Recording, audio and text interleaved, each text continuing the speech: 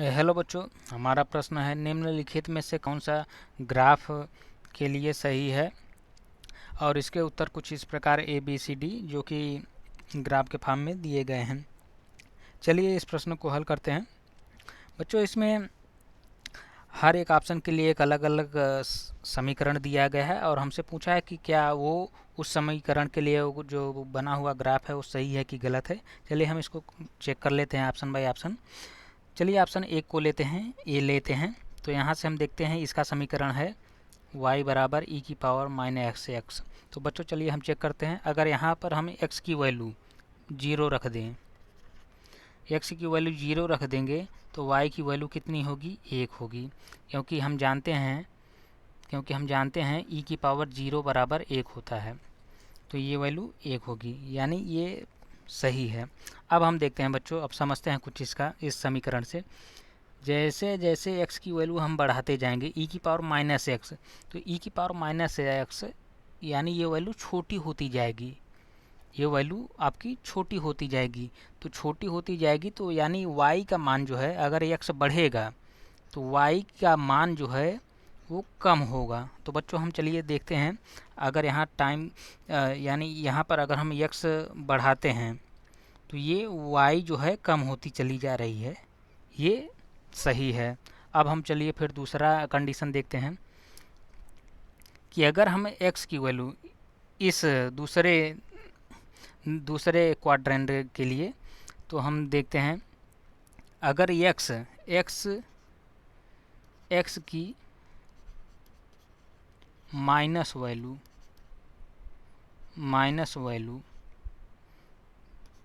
बढ़ाते हैं, x की माइनस वैल्यू बढ़ाते जाते हैं, तो y की क्या होगा। अगर x की माइनस वैल्यू बढ़ाएंगे तो ये माइनस माइनस प्लस हो जाएगा, तो ये y की पॉजिटिव वैल्यू बढ़ेगी, यानी y की प्लस पॉजिटिव वैल्यू बढ़ेगी। तो चलिए देखते हैं, ये हम x बढ़ाते जा रहे हैं और साथ में y बढ़ता जा रहा है, इसका पॉजिटिव वाली, यानी ये ग्राफ हमारा इस समीकरण के लिए सही है, यानी ये ग्राफ सही है। अब चलिए हम ग्राफ बी पर आते हैं। तो इसका जो समीकरण दिया है y बराबर माइनस ई की पावर x। अब बच्चों हम यहाँ पर अगर x बराबर 0 पुट कर दें, रख दें, तो जो y की वैल्यू है, y की वैल्यू अगर हम x के बराबर 0 तो e की पावर 0 1, लेकिन यहाँ पर माइनस है तो y बराबर माइनस 1 हो जाएगा, तो y बराबर माइनस 1 हो जाएगा, जो कि ये सही पॉइंट है। जो इंटरसेप्ट प्रतिच्छेदन का पॉइंट है ये y अक्ष को कर रहा है, तो ये माइनस 1 होगा, यानी ये सही है। अब हम चौथे क्वाड्रेंट के लिए ग्राफ को चेक करते हैं। यहाँ पर हमें क्या बता रहा है कि जैसे जैसे हमें x की वैल्यू बढ़ रही है, y का जैसे जैसे x की पॉजिटिव वैल्यू बढ़ा रहे हैं, y का माइनस वैल्यू बढ़ रहा है। चलिए देखते हैं इस समीकरण को सेटिस्फाई करेगा कि नहीं। तो यहाँ से बच्चों देखते हैं, अगर हम x की वैल्यू बढ़ाते चले जा रहे हैं प्लस वैल्यू, तो देखते हैं कि अगर x की वैल्यू e की पावर 1 हो गया, e की पावर 2 हो गया, तो ये जो है माइनस में आएगी, यानी y भी बढ़ेगा लेकिन इसकी नेगेटिव वैल्यू बढ़ेगी, यानी ये जो कंडीशन है ये बिल्कुल सही है। अब हम देखते हैं इस वाले कंडीशन तीसरे क्वाड्रेंट के लिए। इसमें अगर क्या देख रहा है इस ग्राफ को देखते समय कि अगर हम यहाँ से अगर लें ओरिजिन से, क्योंकि y बराबर अगर हम x बराबर 0 रखेंगे तो ये ग्राफ यहाँ से आएगा। तो अगर हम यहाँ से देखें कि अगर x की वैल्यू हम बढ़ाते चले जाएं, माइनस वैल्यू x की अगर माइनस वैल्यू बढ़ाते चले जाएं, अगर x की माइनस वैल्यू बढ़ाते चले जाएं, x की माइनस वैल्यू बढ़ाते चलेंगे तो y की माइनस वैल्यू क्या होगी, कम होती जाएगी। क्यों? क्योंकि ये क्या है, यहाँ पर अगर x की पावर माइनस 1 कर देंगे तो 1/e ये वैल्यू कम होती जाएगी। अगर ये बराबर x बराबर मान लीजिए 2 रख दिया, सॉरी माइनस 2 रख दिया, तो ये डिवाइड में चला जाएगा 1/, समझाते हैं आपको।